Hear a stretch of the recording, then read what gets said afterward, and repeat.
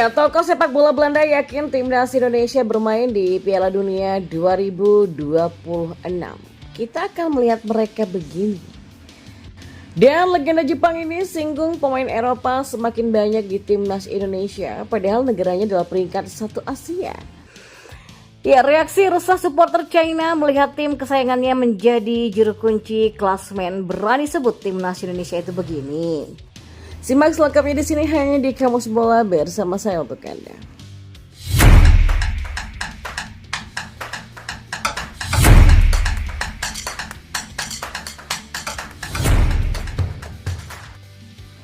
Ya, tokoh sepak bola Belanda yakin bahwa timnas Indonesia akan lolos ke Piala Dunia 2026 yang dilaksanakan di Amerika Serikat, Kanada, dan Meksiko.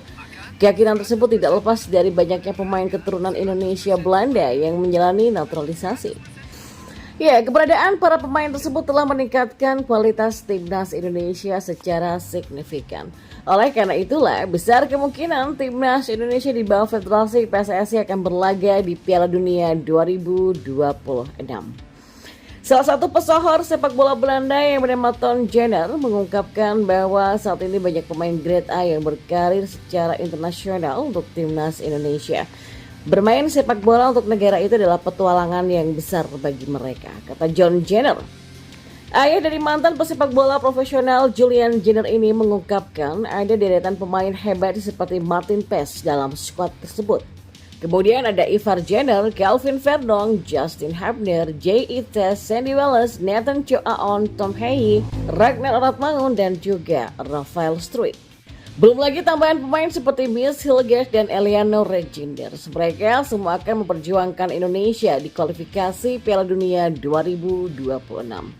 Anda lihat anak-anak Belanda memberikan banyak kontribusi pada tim itu. Ya, dengan skuad yang ada dan kemampuan para pemain tersebut, Tom Jenner yakin bahwa timnas Indonesia akan bermain di Piala Dunia 2026. Saya benar-benar tidak bisa mengesampingkan bahwa kita akan melihat mereka lagi di Piala Dunia 2026. Itu tentu saja akan menjadi mimpi yang menjadi kenyataan bagi mereka, kata Tom Jenner. Ya, di samping keyakinan itu, dia juga mengumbar lelucon mengenai keberadaan pemain keturunan Indonesia Belanda di dalam skuad asuhan Sinteyong. Sebab mereka sudah menjadi WNI dan menyanyikan lagu kebangsaan Indonesia Raya, bukan lagi Wilhelmus yang merupakan lagu kebangsaan Belanda. Mereka tidak menyanyikan Wilhelmus sebelum pertandingan internasional Indonesia dan sudah menyanyikan lagu Indonesia Raya, kan, ujarnya. Ya, soal para pemain keturunan Indonesia Belanda yang memilih bermain di timnas Indonesia, Ton Jenner menilai hal itu tidak lepas dari gemerlap ambisi negara berpenduduk hampir 300 juta jiwa tersebut. Apalagi Indonesia baru berhasil lolos ke Piala Dunia di tahun 1938 itu pun juga masih menggunakan nama Hindia Belanda. Ya, peran dari Ketua Umum PSSI Erick Thohir yang mengubah Indonesia menjadi negara sepak bola dengan daya tarik global merupakan faktor tersendiri. Hal ini menunjukkan bahwa anak-anak ini memilih Indonesia pada usia yang relatif muda. Padahal secara diam-diam mereka mungkin juga memikirkan tim nasional Belanda, kata Jenner. Ya, atmosfer sepak bola Indonesia, sambung Jenner, tentu menjadi pertimbangan tersendiri bagi para pemain tersebut. Mereka tahu ya bahwa suatu hari nanti Piala Dunia mungkin sudah di depan mata mereka dan mereka bermain di negara yang masyarakatnya sangat bergairah terhadap sepak bola.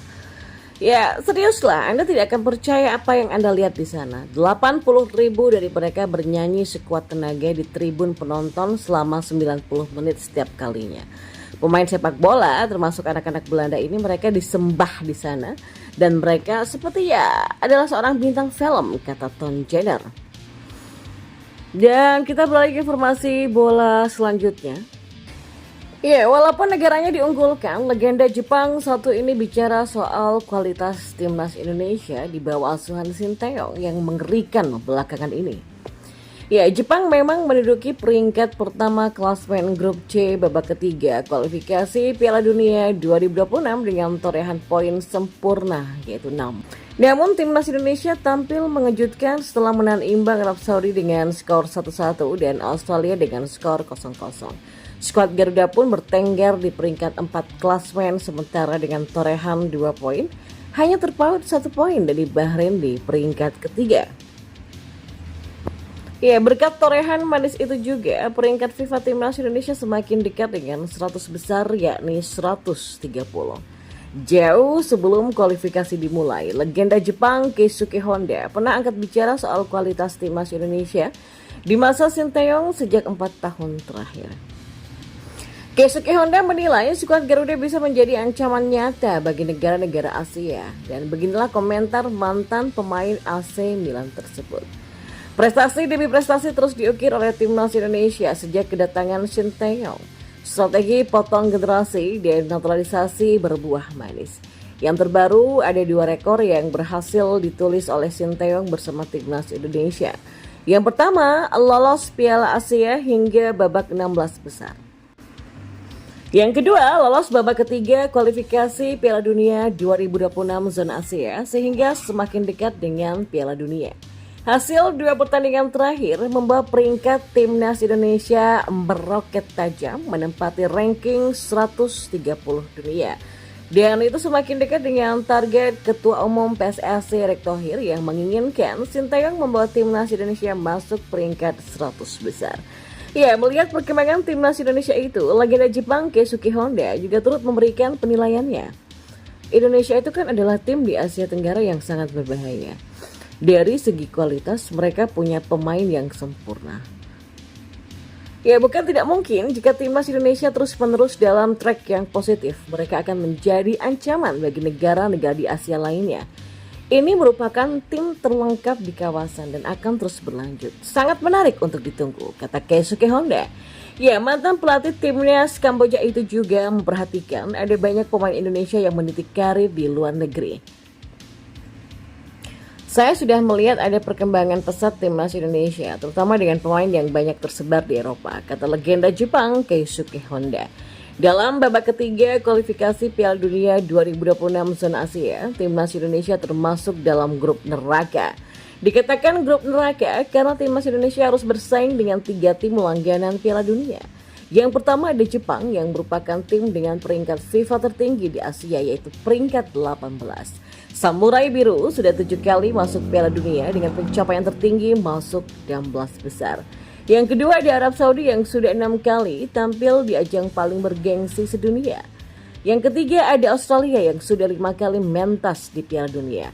Sisanya ada Bahrain dan China yang sama-sama di peringkat 80-an FIFA. Sementara Timnas Indonesia baru di peringkat 133 dunia. PSSI pun tidak menargetkan Sinteyong untuk lolos fase grup babak ketiga kualifikasi Piala Dunia mengingat sulitnya persaingan.